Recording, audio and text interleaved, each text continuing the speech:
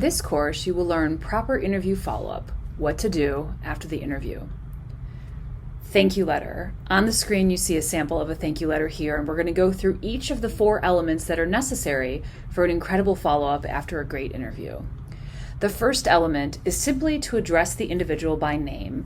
That's Miss Jones or Mr. Smith, not Bob or Nancy, unless the interviewer directed you to use his or her first name. The second element of a great interview letter follow-up is to thank them for their time and the opportunity to interview for the name of the position. It's really important that you specifically call out the name of the position, because imagine, while that may have been the only interview you've had all week, these individuals may have been meeting with multiple different candidates for multiple different reasons. So make it easy for them to associate your name with that particular position. The third element of a great interview follow-up letter is to mention something that resonates with you from the interview.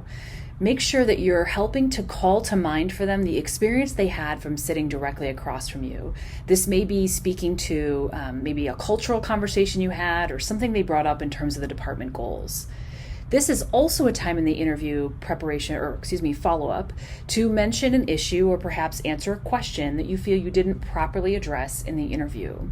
What's important, though, is that you don't take an apologetic tone. Instead, you want to say something like, I wanted to emphasize, or allow me to clarify something we spoke about. Give them a sense of something positive, not apologizing for your behavior, but certainly leveraging this opportunity to share even more great information about you.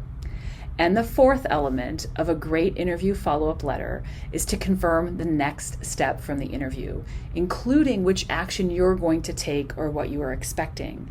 Consider that this is the opportunity for the interviewer to come back and say, no, we weren't going to call you next week. You won't hear from us for a couple of weeks. If you call back that call to action that was decided upon at the interview and indicated in that letter, and you don't receive an immediate response, it means that that interviewer is in agreement with when you are going to follow up. So this really helps to reduce some anxiety through the process of waiting to hear back. Finally, make sure that you are demonstrating persistence, okay? You need this customized letter with a call to action sent within 24 hours of your interview conversation.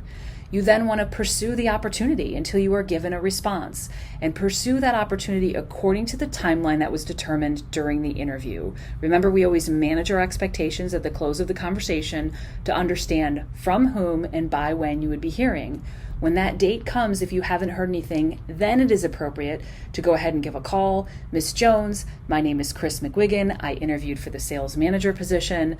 They indicated that I would be hearing from you sometime today, so I'm just following up to see if there's an update on the process. Finally, you always want to make sure the opportunity after an interview process to sort of do your own personal debrief, identify what went really well and what you feel like you can improve upon, and apply those learnings to the very next opportunity. Thank you so very much for joining us. Be sure to visit our blog to access the Learning Library and more free downloads.